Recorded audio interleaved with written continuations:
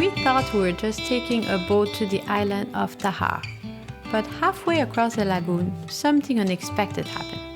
Someone picked up a guitar, another grabbed a ukulele, a cajon appeared, and suddenly, the whole boat turned into a Polynesian jam session. By the time we arrived on Taha'a, we had already experienced something that perfectly captured the spirit of this island. In this guide, we're taking you with us to the Vanilla Island. Through unexpected moments, warm local encounters, and some of the experiences that make Taha'a one of the most peaceful islands in French Polynesia.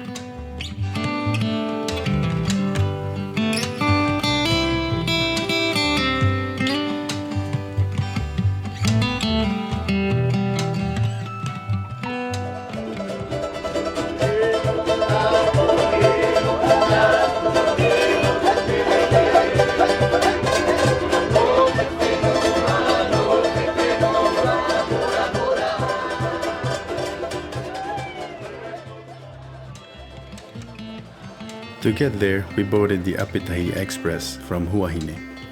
On board, there was a small space with few instruments left out for anyone to play. A couple of guitars, a ukulele, and a cajon. At first, nobody really touched them, but little by little, people started gathering around. A few musicians began tuning the guitars, someone picked up the cajon. I grabbed one of the guitars and my father took a ukulele. And just like that, a prank started in the middle of the boat. For the rest of the crossing, we played Polynesian music with strangers who very quickly didn't feel like strangers anymore. In Polynesia, music is never very far away.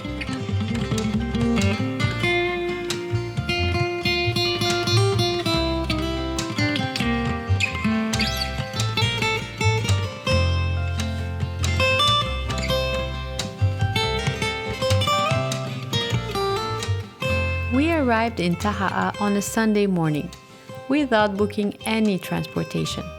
Our plan was simple. We thought we'd just grab a taxi. Except it was Sunday, and on Taha'a, Sunday means everything is closed.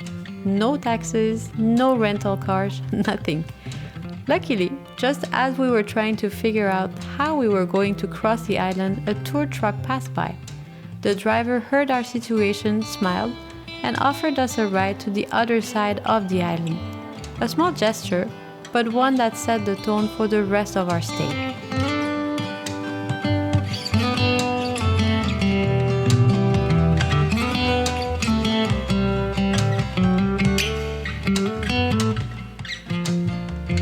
Our home in Taha'a was the Hibiscus Tahaa Guesthouse in Vaitoare.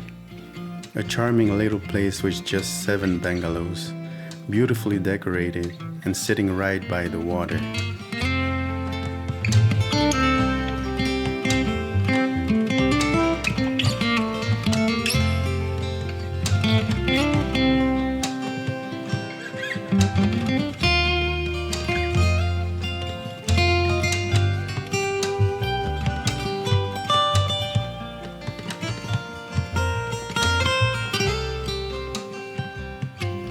When we arrived, the host welcomed us with a fresh hibiscus tea, cold, fragrant, and honestly, pretty much the only refreshment we had until dinner.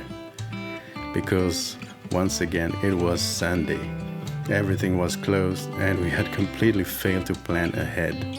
So after finishing our hibiscus tea, we went for a walk around the neighborhood, trying not to think too much about food. And that's when Taha'a really began to reveal itself.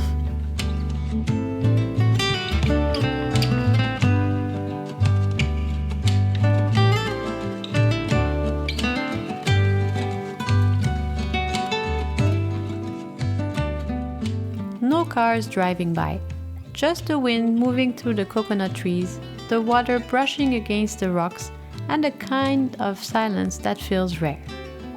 If Raiatea already felt calm, Taha'a takes that serenity to another level.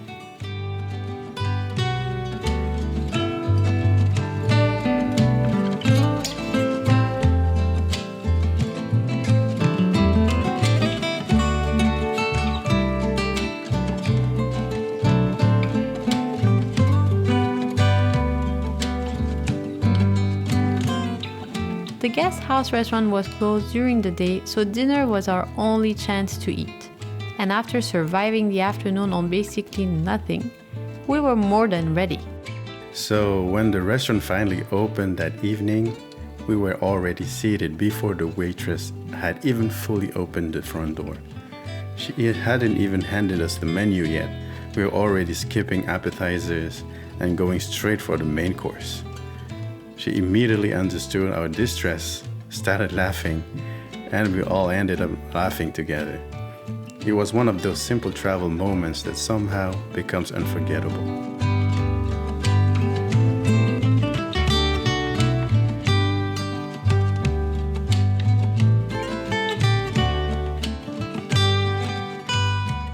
The next day, we joined Terainui Tour for a full-day exploration of Taha'a, and we absolutely loved it. They offer several options, but we chose their land and sea tour, which combines some of the island's highlights in the morning with lagoon experiences in the afternoon. They picked us up directly from our guest house, and we set off around the island. Our first stop was the Pari Rhum Distillery. There we got a guided visit and learned about the process of making rum, from the raw material all the way to the final bottle.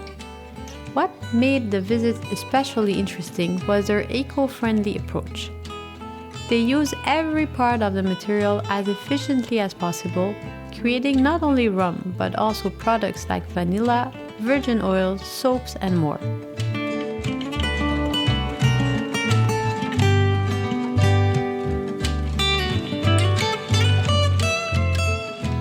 The distillery also has a boutique where you can buy local products and souvenirs, and across the street a restaurant and bar right above the border. It's the kind of stop that gives you a deeper appreciation for how much local craftsmanship exists on this island.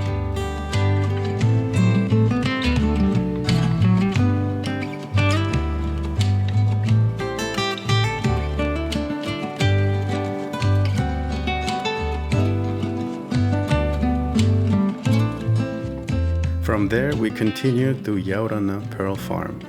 Yes, another pearl farm. But honestly, it's always fascinating. The farm sits right above the water, and our guide gave us a short introduction to the pearl growing process, from the oyster to the finished pearl.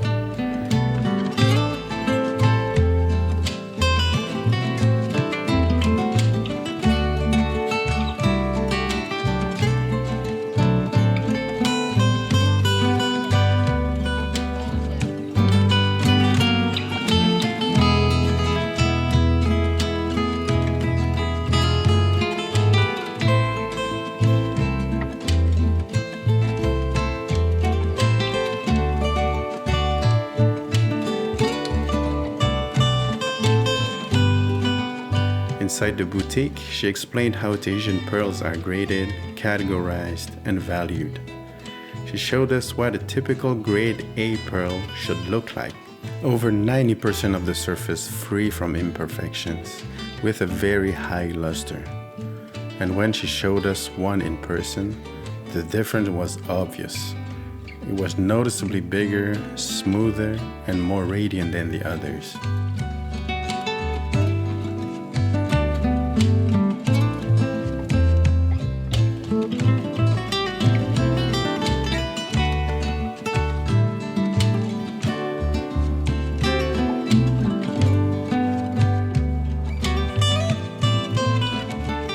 Then came a stop you simply can't skip on Taha'a, the Vanilla Valley.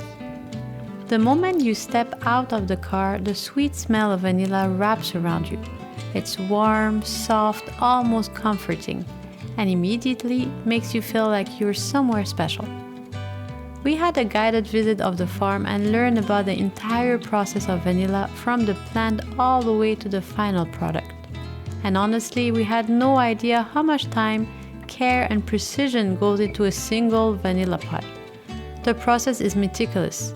Everything is time-sensitive, highly manual, and handled with incredible attention to detail.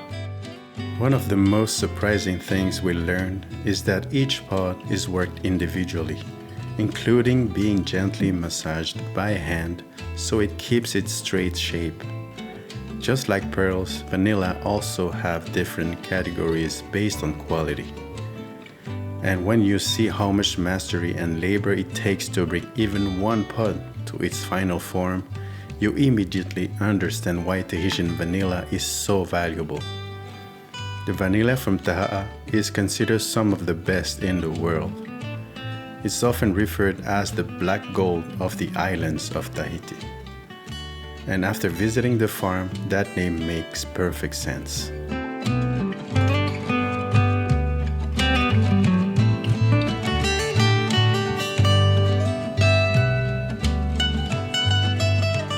By then, we were more than ready for the moment we had all been waiting for, the Lagoon tour. And it started strong. Our guides took us to a spot with crystal clear turquoise water where we could swim among blacktip reef sharks. Even though we've done this quite a few times in Polynesia, it still feels incredible every single time. And this spot was especially impressive. There were so many of them, and the water was so clear that everything felt even more surreal. For the first time, we also noticed these tiny yellow fish following the sharks around like little companions. It was such a beautiful detail to witness.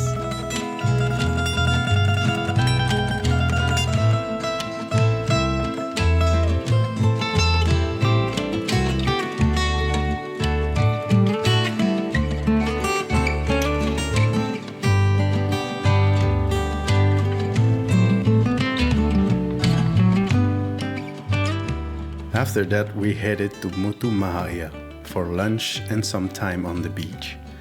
And as you might expect in Tahiti, the meal was incredible. Typical local food, generous portions, and then a huge whole mahi-mahi grilled on the barbecue. It was one of those meals that instantly becomes part of the memory of the place. After lunch, we had time to explore the motu, swim, snorkel, and just admire the breathtaking colors of the lagoon.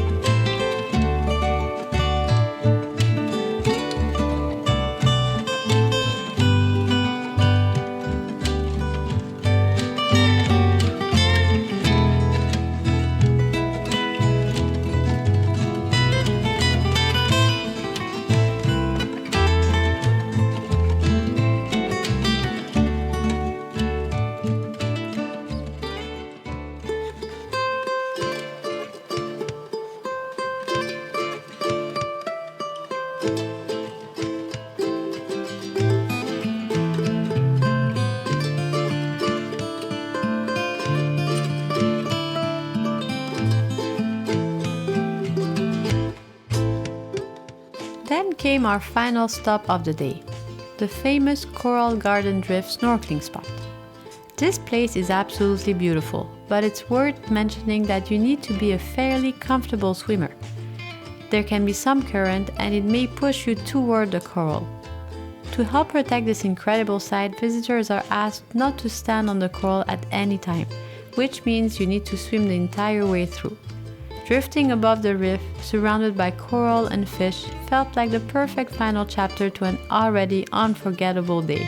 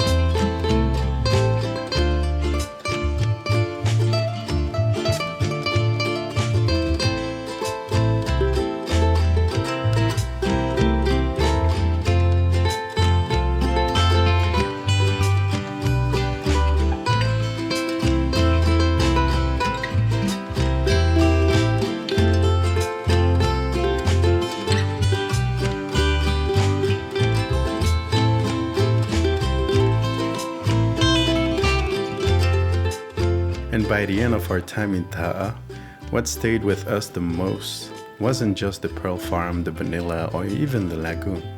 It was the feeling of the island itself. A brag on a boat with strangers, getting stranded on a Sunday with no transportation, a hibiscus tea that felt like survival, the smell of vanilla in the air, swimming with sharks in water so clear that it hardly looked real. Taha'a moves slowly, quietly, gently. And maybe that's exactly why it feels so special.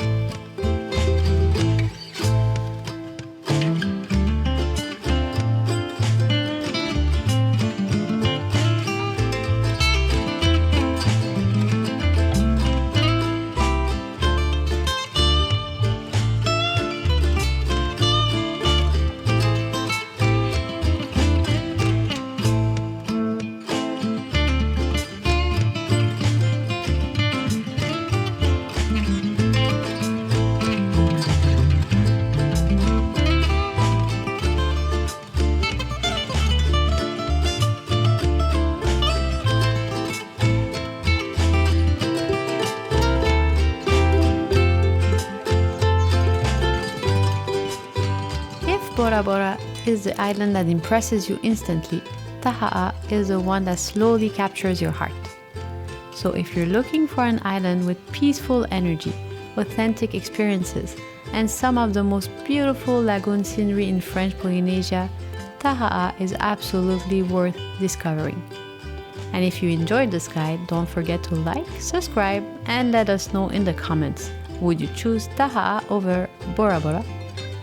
We've got plenty more adventures across French Polynesia coming your way, and we'd love to have you along for the journey.